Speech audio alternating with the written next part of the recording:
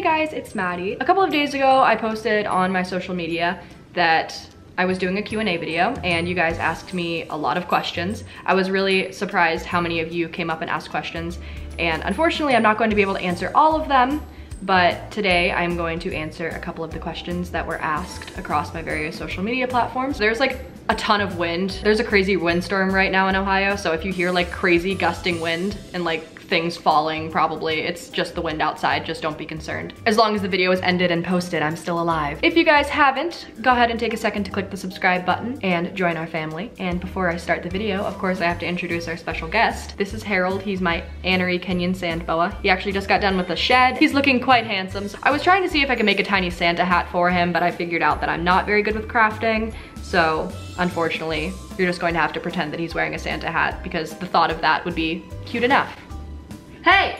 My cat's trying to climb the tree. Also, before I start the video, a lot of people ask the same question. I'm not putting everybody who asked the question on the video. I just used the first one that I saw. So sorry if you weren't the first one that I saw, but I did read all of the questions and I really appreciate you all interacting with me, and I will probably be doing another Q&A video in the future, so maybe you'll get into that one. So the first thing I'm actually doing in this video is I'm going to be announcing the meetup dates for this week, actually. I'm having a meetup with Tyler Ruggie in Michigan on Saturday. It's going to be at the Somerset Mall at 7 o'clock in the evening in front of Lululemon, which is like the upper level of the mall. We'll be there at 7 p.m. and you can just come and hang out and we'll just have a good time. Also, Tyler and I will be at the Birch Run Reptile Expo in Michigan the following day on Sunday, so I'm not really sure what time we'll be there, probably towards the beginning, but if you see us there, come up and say hi. I hope to see some of you guys there. I had a lot of people come up to me at the Reptile Expo last weekend and it made me feel really good about myself, so I hope I'll see more of you in Michigan. So let's get started with some of the questions. George Gonzalez asked, how old are you? I am 18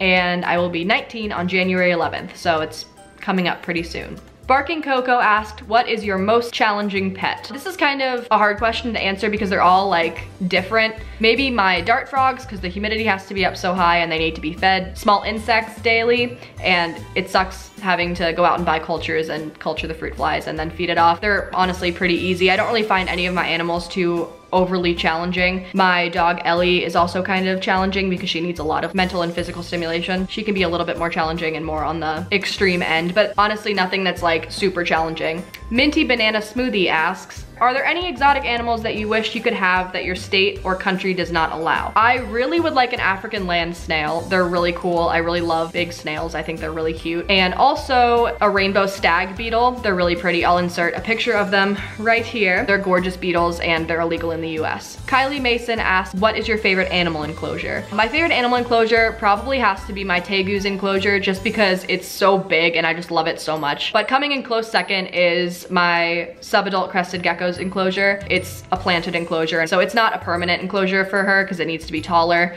but as of right now I really enjoy it, and I think my dart frog might be going into that enclosure once Poppy outgrows it. Jason Lubitz asks, would you ever get an iguana? Absolutely not. Iguanas are an animal that I would never consider getting just because they need so much time. I think for how many iguanas there are in pet stores being sold and just being sold across the pet trade, it's actually very sad for me to see because almost none of them are being cared for properly. When you think about chain pet stores selling iguanas, you also have to think that they are not actually selling the final enclosures or the supplies that you need to take care of an adult iguana. They need a very large enclosure and you just can't get that at a chain pet store. I don't think that chain pet stores should sell anything that they cannot accommodate enclosures for throughout their entire life, but unfortunately they do. But I would not get an iguana personally. I think they're very cool lizards to look at and probably very rewarding to own, but I would personally just never own one. Jenny Smith asks, if you could swap places with one of your pets, which one would it be and why? I'd probably switch places with my cat Romeo because he's just very chill and does absolutely nothing. He sleeps all day and he gets loved on and he loves to snuggle and everyone loves him, so it just sounds like a good life, just sleeping and being loved, so. Rustics Arc asks, out of all of your pets, which one has the best name in your opinion? I think I have a close tie, and the tie would be Deja Gu and Romeo. Deja Gu is my Argentine black and white tegu, and Romeo is my cat, so I just really like pun names. Ratty Friends asks, how old is your oldest pet and how old is your youngest pet? My oldest pet is my dog Brandy, and she is 8 years old.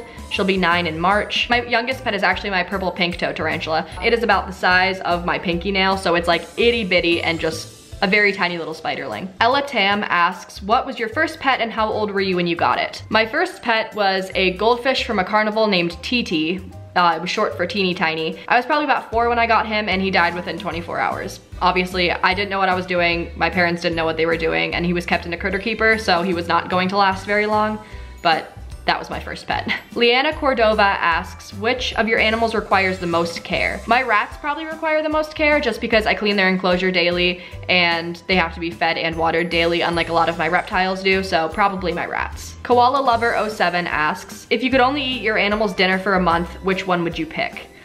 This sounds disgusting. I don't know if this counts, but my Madagascar hissing cockroaches eat leafy greens and oranges, so I'd probably eat my Madagascar hissing cockroaches food for a month. Yeah, that sounds like a good idea because everybody else's food is disgusting. Hey, it's Talia asks, what age did you get interested in animals and why? I've always been interested in animals as long as I can remember.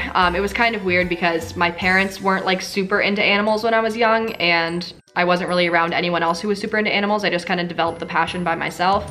So I don't really know why I developed the passion, but as long as I can remember, I've been, you know, fascinated with animals. I've always just had a fascination. It started with probably horses. I've always really super loved horses. I rode horses for a really long time as well, but as long as I can remember, I've always really loved animals. Gonzalo's Pets asks, what is the best part about owning so many animals?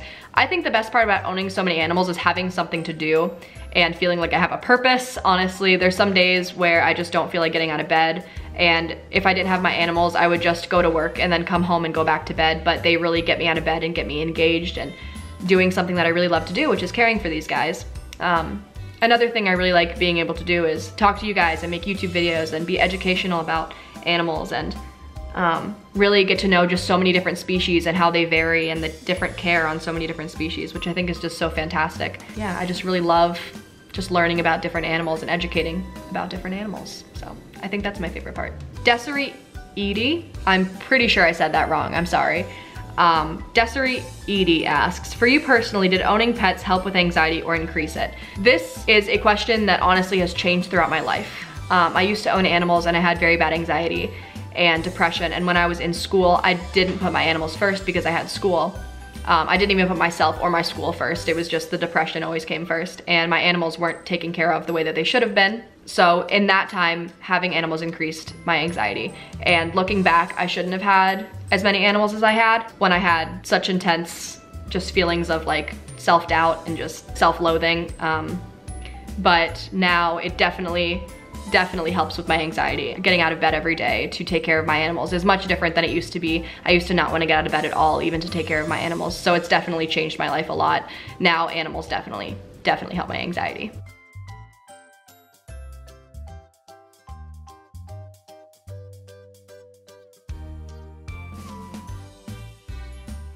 Moving over to Twitter now. Matthew Grob16 asks, if you could go anywhere in the world outside of the USA, where would you go? I would definitely go to New Zealand. I think New Zealand's absolutely beautiful. They have very great laws on animal cruelty, and even like their meat trade, it's like one of the strictest in the world. So it's just a great place for animals, and I think it's just like a very clean and beautiful place. So I'd love to go to New Zealand. Another place I'd really love to go is Australia, just because there's so many different types of wildlife there, and it just seems like another gorgeous place to go. Ariel Catcake asks, do you welcome more pet YouTubers? This is a question that I was really excited to get because I think it needs to be answered.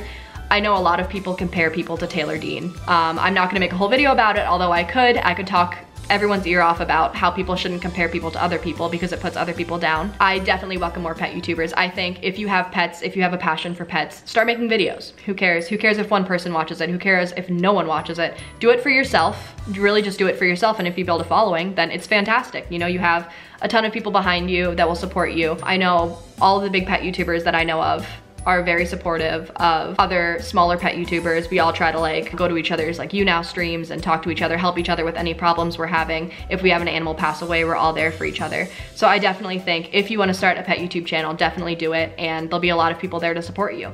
And you might have some people that are like diehard fans for one of the big pet YouTubers that will put you down and be like, hey, you're a wannabe, or you shouldn't be doing this, you're just a copier. But you're not a copier. Anyone can have a passion for animals. Like I will say, if someone compares me to someone else, there is way more than one big gaming channel. PewDiePie was not the first gaming channel, but he is the biggest. And just because there's other smaller gaming channels, it doesn't mean that they're copying PewDiePie. So it's the same for the pet community. Just because there's a big pet YouTuber that is on the rise, that does not mean that everybody lower than them is copying them. And I don't want anybody to feel like they're copying anyone, because you're not. You have a passion for animals and you're doing what you love to do. So I think that's what's important. All right, now going on to Snapchat. Dreamgirl13 asks, what would you be doing if animals didn't exist, and what do you think your profession would be? I honestly think I would be laying in bed doing nothing, because I don't really know like what kind of world would we have if we didn't have animals.